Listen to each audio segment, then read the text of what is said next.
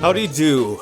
So in today's video, I'm going to be talking about specifically Jinx in Season 6 from the preseason, and then a little bit about why, or like the reasoning behind her nerfs in Season 5, which led her to this point. I figure, why not? I always have discussions about this all the time, and it's not that I'm saying this because I'm 100% right, but I'm saying this because if I explain these things, A, it might clear some things up for some other people who are kind of curious about some of these changes, or what, other people feel like she is like right now in Season 6, and two, if I say something wrong, then someone else is free to add on to the conversation, say something I said wrong, or correct me, or maybe even if it's something I said right but didn't explain enough, they can maybe explain it in more depth. So anyway, the reason I'm making a video on Jinx specifically is because I am an AD carry main, but I literally started playing AD carry because Jinx. I kind of play whatever role Jinx ended up being because I just like the character. So, because she ended up being AD carry, I started playing AD carry, and then I started playing her specifically, and I kind of only really play Jinx to that matter. I can play some other AD carries okay, and every now and then I might have a great game on a different champion, but consistently, I'm just consistently good on Jinx, even into Season 6, and I'm going to explain a little bit my thought process pretty much, and I'm going to start with her nerfs all the way back in 5.8. Back in 5.8, they nerfed the point blank range damage on the Super Mega Death Rocket, and it was to help counterplay Jinx. Well, first of all, they didn't want Jinx to have that burst that she was getting if someone was kind of chunked, and then giving also point blank 125 damage plus execute damage so early on in the game could chunk you pretty hard. And if you know how to play against Jinx, or at least what they say is, her weakness is close range. That's why a lot of her moves are long range or zoning. If you're her, you don't want people getting close to you. You want to keep them as far away as possible. So the weakness is close range, but if you get close range and then she has a point blank range bursting ability, that kind of contradicts that a little bit, and also makes it hard to stop her. As we all know, she's a nightmare snowball late game if she gets there, so you want to try and shut her down in the early game, or at least keep the snowball as far back as you can. Like obviously, if you can't stop the snowball completely, you want to delay it, and while your team maybe scales up and also becomes a nightmare of its own, right? So that was 5.8. They wanted to tone that damage down at point blank. The execute damage is still there, and the long range damage is still there, but point blank they wanted to be easier to fight her at close range. So 5.10 comes in with a nerf the minigun, and that is also because she was spiking a bit too early in the mid game. She was too good at taking towers in the mid game, so they had to push that out a bit too, because at first in 5.8 they wanted to make it easier to fight her if you get to her weakness close range. Now they wanted to help make the snowball delayed, so they wanted to give people both an easier time killing her if they got to her, as well as making the window more open to shut down her snowball before she could get rolling. And then in 5.22, they buffed the power passive a little bit, but they nerfed the attack speed on the rocket launcher fishbones. And with Jinx's identity, they said it was about getting excited, like her niche, her thing is getting excited. So they wanted to make that snowball that now has a more broader window to help counterplay and a more easier time if you're fighting her point blank to shut down.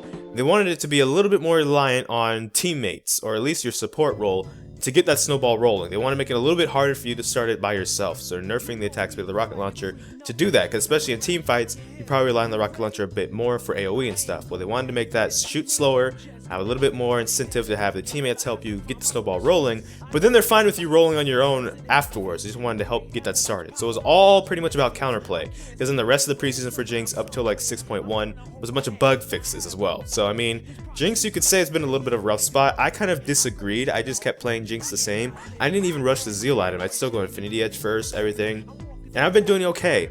But that's my point. Maybe I have blinders on as well. First of all, I'm at a lower elo, so me doing okay doesn't necessarily mean the champion's okay. Second of all, it's kind of like the flip side of the coin where people are like, if this champion is doing bad or I'm having a hard time playing as them, it must mean the champion needs buffs, right? Or it must mean the champion, yeah, exactly. So on the flip side of the coin, if I'm doing good, I'm also, I can't say that must mean the champion's fine. That must mean the champion doesn't need, buffs of any sort or nerfs or anything like that. That's just my experience, and that's the thing. It comes down to different people's experience. Now, what I'm bringing up here is that Gypsy Lord was streaming recently, and I brought up a question to him that kind of can pertain to Jinx, but it's kind of general. And the question that I asked him was, how do you know the difference between when a champion is actually weak and needs buffs versus a champion is fine and the meta just doesn't favor it? And he actually answered. He answered on stream. I believe this was his last stream, so you can check the VODs. His general answer was this. If a champion is powerful doing a specific thing, and even in a meta that doesn't favor them, if they're still good doing that specific thing, then they probably don't need buffs. That's just the general. I'm kind of making this answer a bit shorter because he actually did make a nice long answer. I was appreciative. So pretty much he brought up the example of Tryndamere. Tryndamere is a good split pusher. So if Tryndamere has a 47% win rate, but he can still split push very well, then the meta might not favor him, but he's fine and doesn't need buffs. While on the flip side of the coin, if the meta is specifically split pushing as well, and even win ahead or even Tryndamere is having a hard time split pushing, that's a red flag that Tryndamere probably needs some buffs. So for me with Jinx, it was kind of the same thing. Like Jinx, maybe she wasn't great as AD carries in the mid game because it was a mid game focused meta, but she still did her job of killing towers, especially how weak you could say towers are. She did her job as her thing of destroying towers and stuff. So in my opinion, Jinx was fine. But I've also been saying all season long, you know, Jinx is fine, the meta doesn't favor her, she doesn't need buffs. And that's what I mean by maybe I have blinders on, because maybe that's not good anymore when all preseason and now all of season 6 heading to the mid-season, I'm still saying that same line, oh, Jinx is fine, the meta just doesn't favor her. Well, so far the whole season just doesn't favor her, so maybe I'm wrong, you know what I mean?